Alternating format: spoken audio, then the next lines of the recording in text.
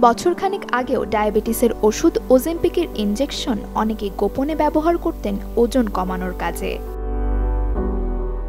কিন্তু আজকের চিত্র একেবারেই ভিন্ন। এখন প্রকাশ্যেই সেলিব্রিটিরা ব্যবহার করছেন।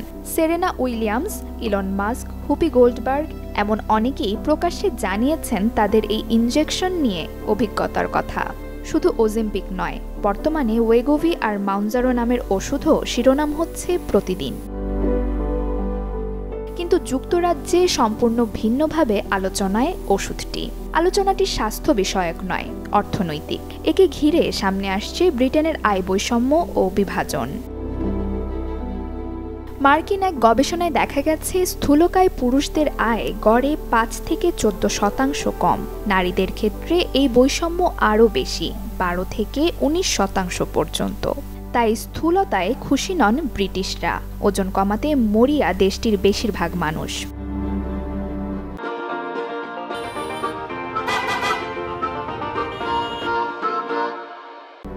বর্তমানে যুক্তরাজ্যে আনুমানিক ১৫ লাখ মানুষ এ ধরনের ওষুধ ব্যবহার করছেন। এতে মাসে খরচ হয় ১০০ থেকে ৩৫০ পাউন্ড পর্যন্ত। কিন্তু চাহিদা বেশি থাকায় বাড়ছে দাম। সম্প্রতি খবর ছড়ায় ফার্মাসিউটিক্যাল জায়ান্ট মাউনজারো তাদের ওষুধের দাম বাড়াতে পারে ১৭০% পর্যন্ত।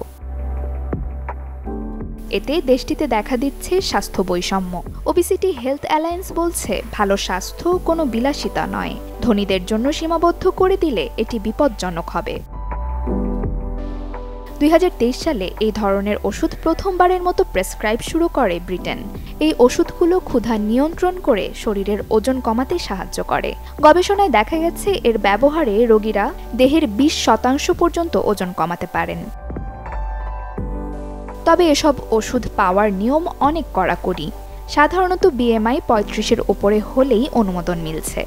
অথচ যাদের ওবিসিটির ঝুঁকি বেশি তাদের ওষুধটি জোগাড় করতে হয় ব্যক্তিগতভাবে।